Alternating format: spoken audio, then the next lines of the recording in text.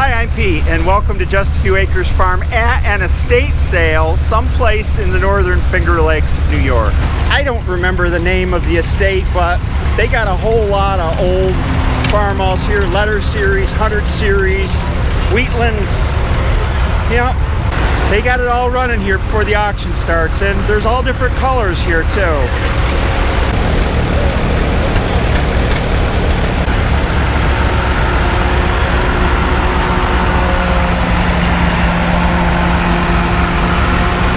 Some of them are all painted up and restored, and some are original.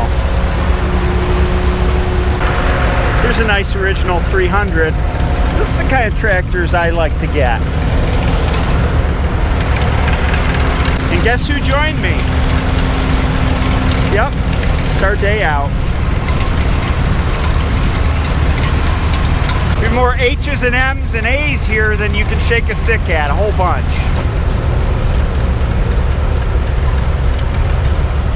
Look at this beast. We don't see very many of these around here.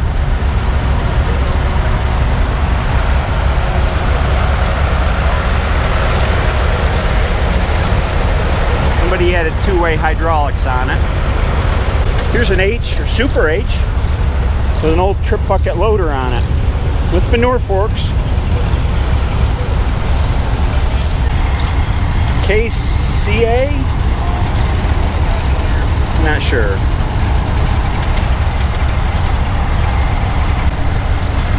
$300.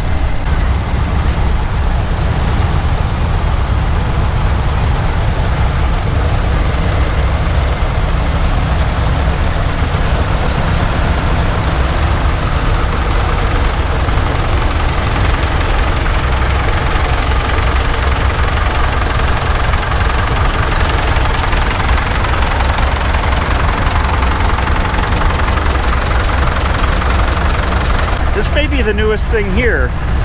Well, I guess these deers are even newer. What is this one? 2440. Look at them all.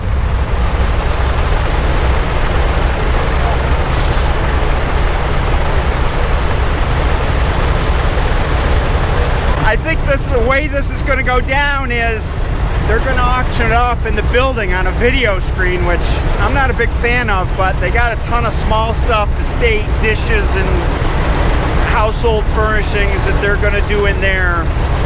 And they're just going to put the stuff out here up on a video screen.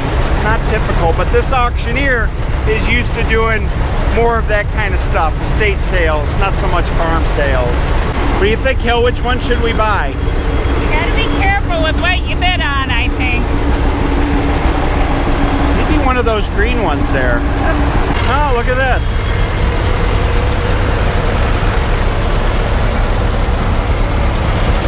OS6, this is an orchard tractor and it should have the sloping sheet metal on it. You can see the remains of what makes it an orchard here in the low seat, but they've swapped out the fenders and this cowl that goes over here is missing, but it's partial.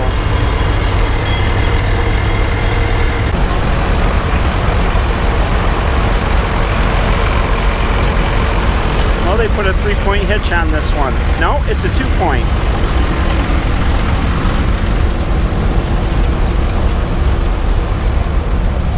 Yep, International Fast Hitch. Alice D14, gas. I'm not sure if they made these in diesel.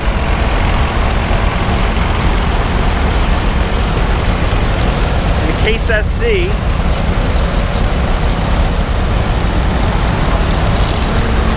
That looks like a narrow B.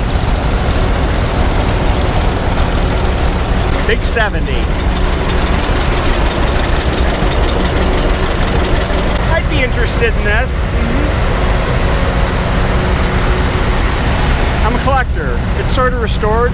Not really, but somebody gave it some paint. And actually, this is a wheatland. Wide front, gearbox back there. Not a row crop. Oh, look at this beast. W9.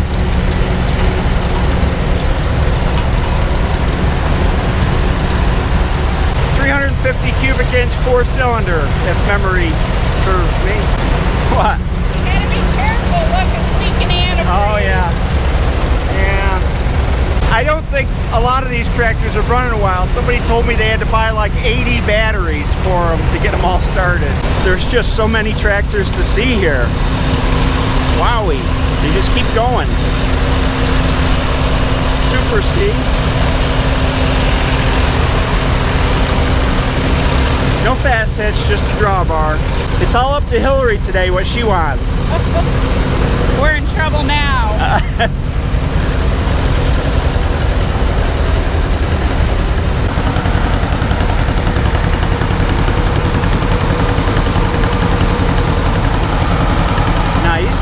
I sure like these original tractors. Hasn't been messed with. Another Wheatland.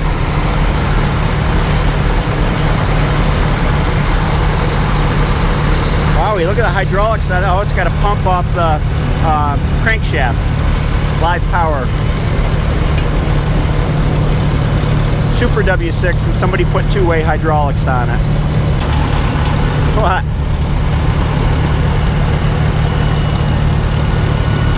Oh, it's got AM, FM stereo. It does have a sunroof. What the heck is that? Nice WD.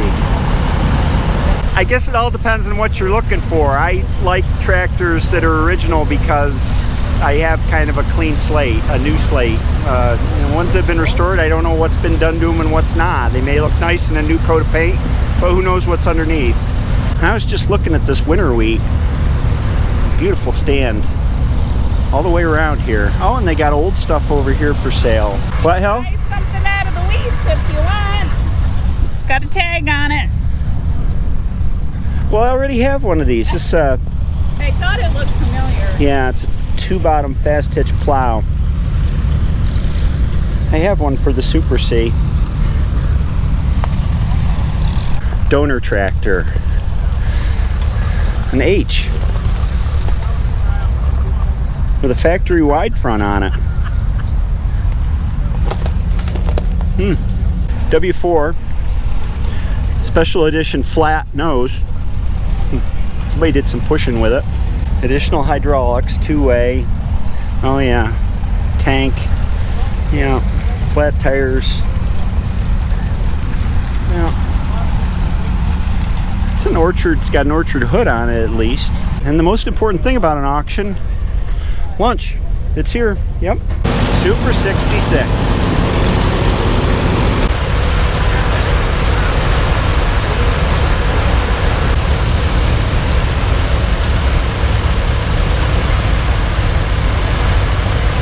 Here's another Oliver, a 770 diesel.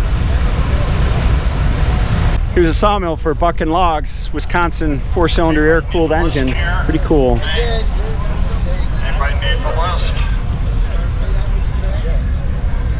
This looks familiar. This is the same as our old New Idea spreader, except it's in a lot better shape than we got ours. Yeah, they're gonna have auction in this barn here. There's lots more small stuff scattered around out here. Tillage equipment down there. We'll look at that later. Yeah, here we go. State auction. You know, you sit on your butt and look at the screen up there and bid on stuff. I think stuff would go higher if you were standing in front of it, but that's the way it is. Pretty good crowd here. And then they got household stuff all around in here that they're gonna sell. There's the auctioneer. Yeah, say hi everyone. And so it says on the screen this is the estate of Joe Nogle. And we're in Geneva, of course. Well, maybe not of course, but that's where we are. First lot is a Super M. Let's see how this goes. And there we go. And somebody wrote the 500 for that tractor. 500, 500 again, 600. Hey, 500, 600, 700 for that tractor. 700, $800, $900, $1,000. Hey, $1,000 for that 10 tractor. Lot number one, $1,000. Hey, $1,000. Hey, you want to bid $1,000 over there? $1,100. $1,100. Well, you're doing good cheap, whatever. $1,100. Did you bring your comfortable chair? Did you want to bid $1,100? Cheaper, got it. Hey, you want to bid $1,100 over there? You want to bid $1,100? That's a good price. That's cheap. Second lot's a John Deere 60, painted up. 1900 over there, you want to bid 1900 over there, you want to bid 1900 over there, you want to bid 1900 over there, you want to bid 19. Once, twice, for your final call, $1,900. Sold at $1,800. That's what you got, right? No, we sent back over there. Farm all M, and he starts bidding at $500. 800, 900, 1,000. He didn't anchor it or anything. He just started at 5. I don't think he knows what things are worth. You probably can't see the screen, but it's a painted up M with decent rubber on it. Straight M. Hey, 1,200, your turn. You want to bid 1,200, 1,300, 1,400. Hey, you want to bid 1,400 once, 1,400 twice, 1,400 third and final call. And I sold at $1,300 to the lady. Here's the auction listing. Let's see. There is a lot of stuff. 585, 478. As far as I can tell, everything's going low so far, except they just sold the W6 TA for $5,100. We're going to go back out here and look at some of this stuff. Tandem disc, Case IH. What do you think? If you've been to a farm auction, I guess they have a different way of doing things than these kind of estate auctions. It's really noticeable, the difference. The auctioneer has a different cadence. He's not anchoring the price. You know, usually at a farm auction they'll start out with what they want to get or a little more than that, and then they'll drop right down to pick up the first bidder. He's starting at $500 for everything. Everything that's a tractor anyway that I've heard so far, from W6 TA all the way down to a Farmall Cub. He's starting at $500. And then this method of, you know, sitting and bidding is not typical for a farm auction. Normally the auctioneer will talk up the tractor, anything unique about it. They want to start it up so you can hear it run right there before you make your bid on it. And I don't think that they'll get the value of some of the tractors because you're not standing in front of them and doing that. It's just a different culture, I guess. These are more auctions where you go and you buy furniture and china and household items and that sort of thing, not tractors and farm implements. Here's 1, 2, 3 International Harvester plows. This is a Model 550 4-bottom plow, semi-mount, so up front it's got mount for a 3-point hitch, and you raise and lower the plow via the 3-point hitch. This is a 720 5-bottom plow, auto reset bottoms. Everybody ran these when I was a kid, it seemed like. And 5 bottoms, it would look really good behind my 856, pair really nicely, I think. And then there's another one over here, and they're both semi-mount too, I believe. Brilliant Cultimulture, kind of buried, you can't see it very well. Similar to what I used on the last field. And then here we have a whole bunch of little tiny Cultipackers, 4, 5, 6 feet wide. A little bit wider for those. I guess since it's kind of hard to make a video when the auctioneer's not at the item being bid on, I can give you some prices and we can go around and look at some stuff and point out unique things about it, and I'm not sure what else to do. Here's a 2-point fast hitch sickle bar mower, and I think it's a C23. I have a C21 for my Super C. I think the C23, the double springs, are what tell me that it's the heavier duty model. Of course, wood pitman arm, and they worked good. The 2-point makes it easy to adjust height and angle, and all those things are important on a sickle bar mower. 3-bottom fast hitch plow. And then next to it, I don't know what brand that is. 2-bottom trailer plow. Oliver. Rough cut lumber. It seems like that's a part of every farm estate sale. I have a pile of it in my barn. Most everybody seems to. Ash, maple, oak, cherry. It's around. This guy says he doesn't want to be on camera, but he's here. Well, that's because I'm camera shy. Farmall fanatic. Yep. We run into each other once in a while. It's always nice catching up. Yep. It's always in. No, it's not always in New York. We split. No, we the were in difference Pennsylvania now. last time. We were in PA last time. That's right. Next time we'll be in Illinois. Yeah, Illinois. He's selling one of those 5-bottom auto reset plows. 125, 150. Sold at 350. $350. Lunch is a burger, and Hilarie had a hot dog. You're a cheap date. I think he's on to selling household stuff, all the stuff that's stacked in the barn. And I'm going to take a walk through the tractor row here and show you some things that I think are interesting. This is your basic Farmall H. It's got magneto ignition.